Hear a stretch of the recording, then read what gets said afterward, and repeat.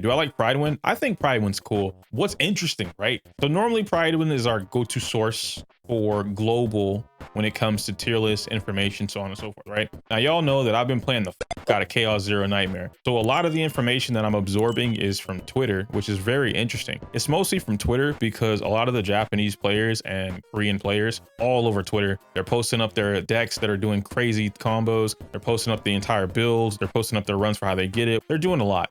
And so a lot of the different teams, decks, strategies, all of this stuff is being mixed up. And so Pridewind has their tier list. Pridewind has their information for Chaos Zero Nightmare, and I don't agree with it. The reason I don't agree with it is because I don't even think they agree with it. Like, I think they're looking for information and they're just kind of picking and choosing what goes where based off maybe like a wide public reception, because it's almost impossible to figure out consistent strong placements for these characters. You know what? And here, let me just kind of show you guys, right? Just before, because we're going to be talking about the tier list today for Zenless, but I do want to show you guys real quick. I want to show you guys for CZN. So we go over to CZN, we go over to the tier list. It's going to be a little harder for you guys to see, but hopefully everything is there. So you see how like tier 0 has Maylin and Hugo, then Teresa and Veronica, of course Mika, and then Felipe, right? Okay, so some of these are pretty like spot on, unanimous. I think most people, most players who are like really diving into the game can agree on a couple things. Mika, tier 0, right? Top tier, yeah.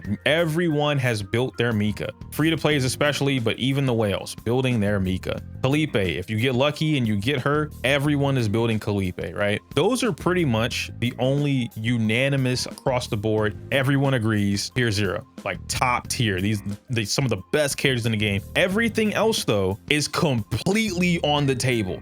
Whether or not Veronica and Teresa, Hugo and Maylin are all tier 0, completely on the table. Why this is so important, why this is like so interesting to me, right? So drastic, is because you could make the argument that Beryl is tier 0.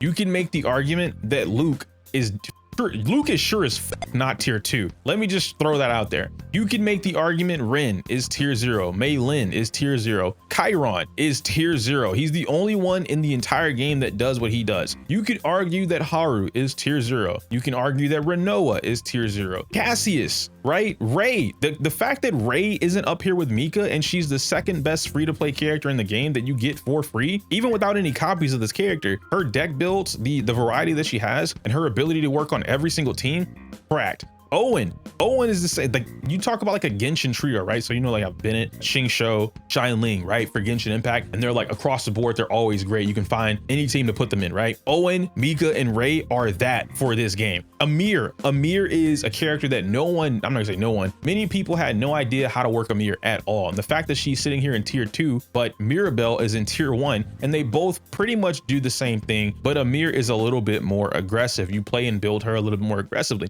So going back to what I was saying, the reason why I think this entire thing is so funny, this is almost completely different than everyone else's tier list. Game 8 has their own tier list, and funnily enough, Game 8 I think is the better website for Chaos Zero Nightmare right now. I've never thought to say that because I don't like Game 8's I don't say I don't like them. Normally I don't agree with Game 8. I've always seen Game 8 as like a joke, like, oh, their Starro tier list. Whenever I was making Starro content consistently, Game 8 they would just always be wrong. Like, there would be like, maybe there's some placements that are right, but for the most part they were always wrong in my opinion. Whereas Pridewind was a little bit closer to being correct. I didn't agree with either of them 100%, but it is what it is. You know what I mean? Game 8 I think had a Pokemon Masters tier list for a long time, and that was pretty accurate. I don't think Pridewind has a Pokemon Masters tier list, but you guys kind of get where I'm going with that, right? It's just very interesting to see like where we're placing what. Personally, if I were gonna use any kind of tier list, especially for CZN, it would be Game 8. But I don't even think a tier list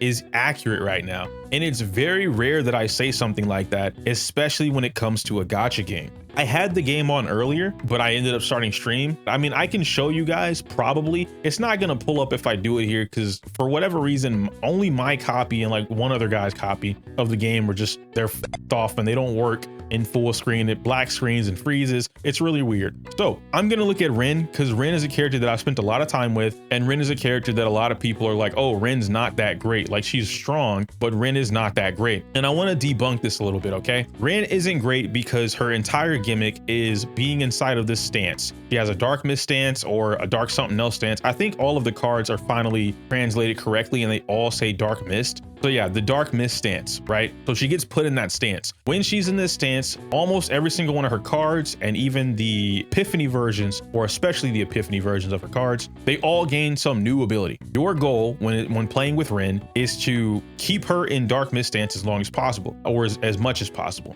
Now, when you're playing her with particular teams, particular cards, all of this can fluctuate. And so in Pridewind's case, and not just Pridewind, Game 8 had her at the bottom of their tier list whenever they first launched their tier list. And then I think, let me actually check it. There we go. Yeah, so now she's in A tier. They bumped her up to A tier, which, you know, double S, A tier. She's right in here with Teresa, Hugo, and Haru. So it goes to show you this character, for them, Rin was at the bottom of their tier list, and now she's up here in A. This is two different factors. One, like I said earlier, it's almost impossible for everybody to sit here and like crack out on the game and give all of the attention to these characters and figure out stuff, especially because nobody had access to a fully decked out game. Like there was no CE server beta or anything like that, right? That anyone could get their hands on. When creators did get server access, it was basically another beta. It was brand new. They didn't give you pulls. They didn't give you characters. It was just straight up like as if you played the game brand new, but you couldn't spend money. So whatever you got is what you got. Going back to Rin though, right? Why she's a problem to the tier list is because of the Dark Mist stance, and it's hard to maintain that. But that's the beauty in these card games or these team-based games, right? Like cards and things like that. You make your own difficulty, if you will. That's the depth. That's what I'm trying to get at. Finishing out the Rin stuff before we move into a different character. The whole thing with Rin, and like kind of like what I'm getting at, is basically the simple fact that this character is nutty. Her ability to cycle through bosses, like insane single target damage, and she just deletes them. And if you build a team, right now I'm using her, or I was using her with Orlea. Orlea is a character that is, I don't like Orlea, but I understand more and more. The more I play Orlea, the more I understand. Orlea is at the very bottom of their tier list, right? Tier 2. Why? Because they don't properly understand how to use this character. This character is a monster, if you will. The longer the fight goes on, the better this character becomes, right? So I've been using Orlea with Rin, Orlea, and Mika, or Nia, depending on what you're doing, right? But I'm pretty positive I'm using Rin, Orlea, and Nia. I might swap out Nia depending on who I get, but main thing here is that she has these toughies, okay? These little creatures. You build Orlea around, just like other characters, you build her so that she can automatically do some stuff. One of the things that she has is she automatically has some cards that will every turn she'll play a toughie. Like she'll just summon a creature, and she has a retain effect. Retain is basically like, hey, and I'll turn on the game. You know what? Let me just turn on the game. I'll show you guys real quick. Maybe I can make it work. And we can even look at the team that I'm using. I'm pretty positive I'm using Rin, Orlea, and Cassius, or Rin, Orlea, and Nia. It's more than likely Nia, but Orlea. Orlea has these cards and epiphanies inside of her card, right? Let me see if I have the save data for her. She has certain cards with the retain effect, right? And she heals. Her whole thing is she's a jack of all trades without actually being a jack of all trades. And so you get these particular cards with these epiphanies, and they can create different toughies. Each toughie does a different thing. Softy, I think she has, let me see, where's that damn card deck? Yeah, create 3 creation cards. It's Softy, Tuffy, and Swifty, if I'm not mistaken. Here we go. Yeah, boom. All right, so this is why Orlea is a really strong character if you have the room to fit her on your team, right? If you have a team that actually works with Orlea, she's really strong. She has an infinite retain ability. Every turn, retain will trigger. These effects happen each passing turn. Her whole thing, Orlea, is that she has cards in her deck that will force retain. And because of epiphanies, you can change this up. You can do whatever you want. So this particular card, you select one card in your hand and you trigger the retain effect twice. And then because I chose this one, if that card is a softie, then you apply 2 vulnerables to all enemies. So she has a lot of debuffs and buffs in her kit, as well as damage. Where does the damage come from? The damage is going to come from this one, Swifty. Swifty's retain thing. If you're looking for damage, you just keep buffing up Swifty. You keep triggering retain on him, and this 61% turns into 5,000%, right? Like just building it up over time. That's why I say the longer the fight goes on, for whatever reason, she becomes that much stronger, because she can essentially just one-shot bosses.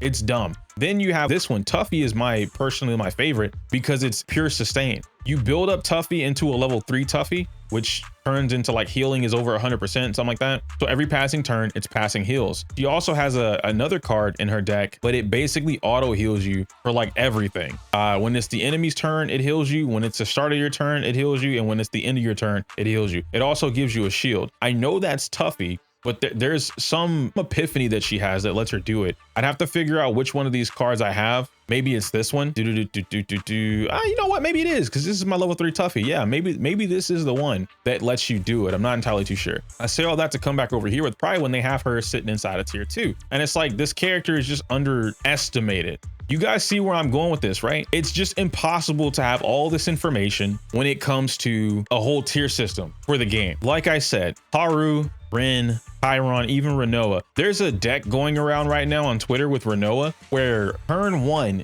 she discards the entire deck or some crazy ass combo, but it's consistent. They discard the entire deck. Boom, boom, boom, boom, boom, boom, boom. Everything's gone. She pulls out a whole hand of her dirge bullets, which is how she does her gunshots, right? She plays one card. This one card, for all the dirge bullets in your hand, it increases the damage by that much. Boom, boom, boom, boom, boom. Kills whatever's in front of her. Then the way the dirge bullets work, here, I'll show you guys. I don't have her on this account, but I should be able to just kind of like point it out. Maybe, I don't know.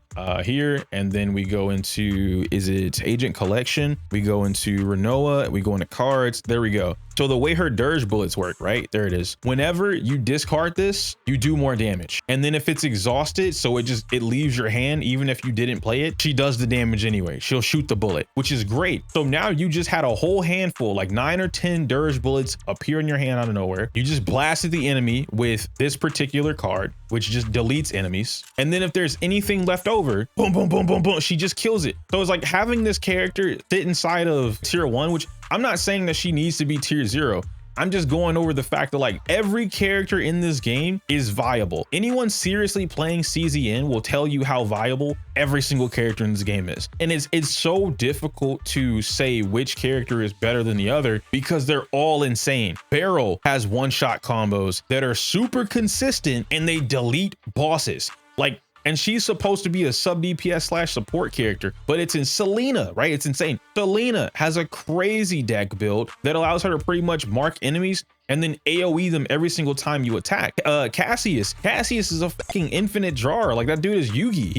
He's literally Yugi Moto. I do whatever I want. It's always my turn. It's crazy. Some characters I can say are probably safer to make some assessments on because they don't do enough right now. Magna might be one of those characters, right? Even though Magna's insanely strong, she's basically the S-rank version of Maribel. Insanely strong character that's based off defense. So the more defense they have, which they buff their own defense, then that's their damage, right? Their defense is their damage. They also do counterattacks. So whenever they take damage or the team takes damage, they fight back with that, you know, X percentage boosted on their defense. Very strong characters, but requires you to play a little bit differently. So that's all this game is. It's just tons of strategy. I didn't really want to harp on this for too long. Like I said, I just found it really interesting, the difference between Pridewin and kind of like how they view a lot of the characters, and then Game 8 and how they view a lot of the characters. And this has just been a thing where like I've found myself more on Game 8's website, which I normally don't do. Earlier, I mentioned the same thing. I found myself on Game 8's website and Twitter and even Reddit. I hate Reddit, but I've just found myself a lot more on websites and forums for CZN compared to Pridewin. Not a shot to Pridewin at all. It's just interesting. But what I will say is I still stand by what I said before when I was talking about it was endless. I think they're doing a lot. They're doing too much. And I don't know where the team is. I don't know like how much the team is in terms of like what they got going on, but it is what it is. But that's it. Yo, Mill. Ooh. 15. But yeah, guys, we are going to be talking about Zenless's tier list here in a bit. Here in a bitty bit. I don't know why I did that. It just kind of slipped out, you know. Turn the light on a little bit. Turn the light up. It's so bright. It's so bright. So bright. But I wanted to be a little brighter. Compared to all the new DPS characters, the new version of the game, the new enemies, all the resistances, the HP increases. Her kit is great, but not an M0, right? Like the rework was phenomenal.